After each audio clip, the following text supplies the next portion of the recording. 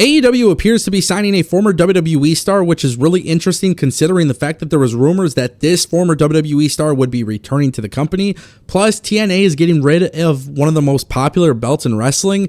And yes, we are going to talk about GCW and AEW's relationship because there is a massive update.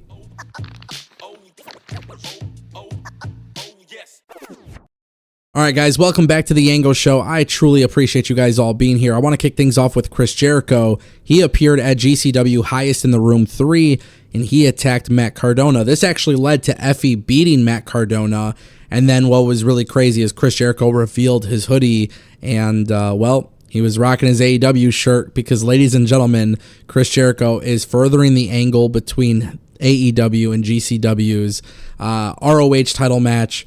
If you guys don't know what I'm talking about, final battle, Chris Jericho, Matt Cardona for the ROH World title.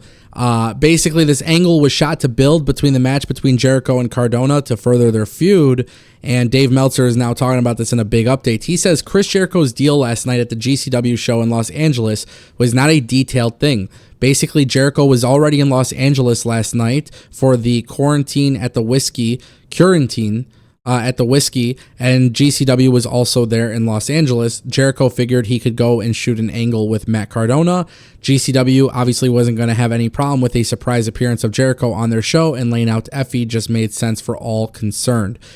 This is obviously a really big deal, guys, because Chris Jericho being at GCW, it's generating a lot of conversation because of Ricky Starks. Now, originally, Ricky Starks was actually supposed to be in that match against Matt Cardona, and then essentially what happened was AEW pulled Ricky Starks from that match, and Effie was the replacement. Now, what's often being said here is that AEW and GCW could be creating some sort of storyline, which I think is actually a good thing if that is to be true. However, the question mark surrounding Ricky Starks is really the big thing here, because Chris Jericho going to GCW, whether you like Chris Jericho or not, it's a good thing. It's a really good thing for GCW, especially to have Chris Jericho involved and using their platform to help sell a storyline that is currently taking place on AEW television. But at the same time, I'm more concerned about Ricky Starks because all of this stemmed from Ricky Starks being pulled from the show, and you just have to wonder if this is all one big work, which could be a big possibility. But if so, what does this mean for Ricky Starks? Does this mean that Ricky Starks will appear at ROH Final Battle, and will Ricky Starks be the guy that maybe puts his hands on Chris Jericho and Matt Cardona? Like, who knows what the plan is actually here? Hearing Dave Meltzer's words about this, I just feel like Chris Jericho could do whatever he wants regardless, but it is interesting. Willie Mack and Ricky Starks can't work GCW, but Chris Jericho could. I get it, Chris Jericho's the bigger name, but hopefully you guys understand what I'm trying to say there. All right, guys, this is some very, very weird, decision-making from TNA, and I think I understand both sides of the spectrum without spoiling everything, because this is a spoiler, so let me make that very clear. TNA is retiring the X Division Championship belt. Apparently next week, from the tapings, Moose basically threw away the X Division title, and we don't know what it's being replaced with, but Moose is currently the X Division champion, and you have to wonder why TNA might get rid of the X Division championship belt. Now, here's the thing. Early 2000s, early days of TNA, the X Division, the Super X Cup, like all these things that TNA did with the X Division was different from what WWE was doing on television. The X Division was completely different from what we saw in professional wrestling at the time. That whole division basically inspired what you guys see across AEW and WWE and all these wrestling companies around the world. The X Division is actually really, really, really just really inspirational to a lot of wrestlers. So I can understand the idea that TNA would retire this belt because it's just basically, at this point, there's really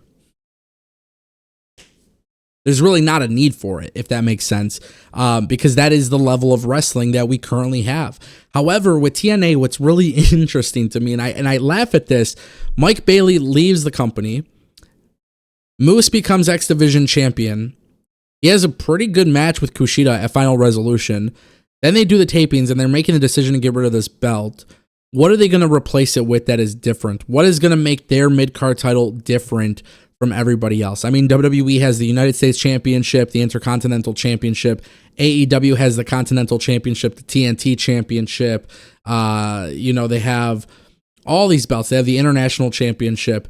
And it just seems like for TNA, in order to establish a real belt for the mid-card, it was always the X Division belt.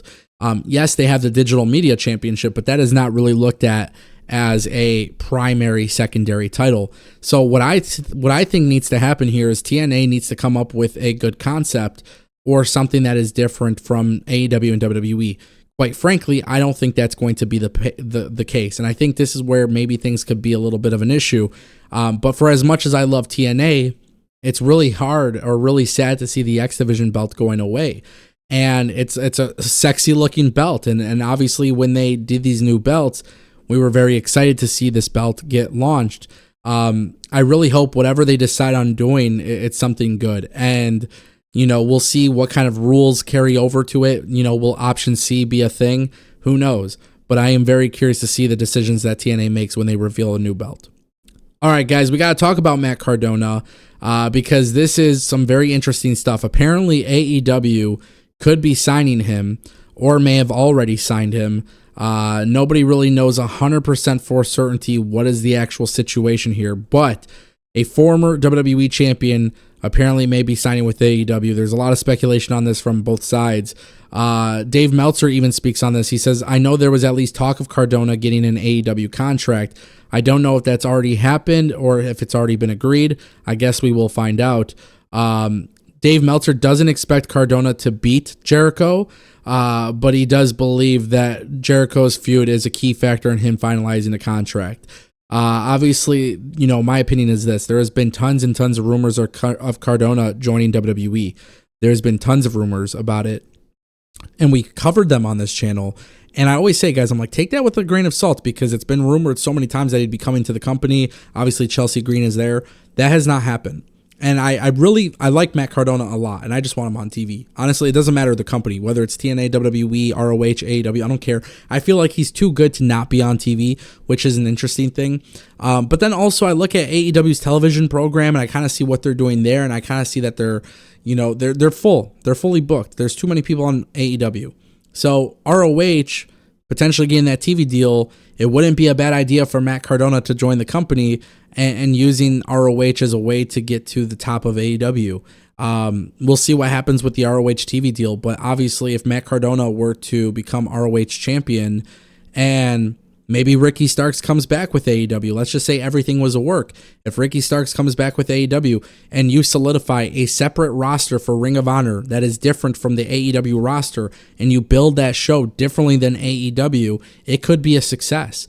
But I would expect Matt Cardona to be on TV at some point. And the fact that he hasn't been on TV all these years is absolutely mind-boggling to me. So this is something to definitely pay attention to. Ladies and gentlemen, that's the Ango Show.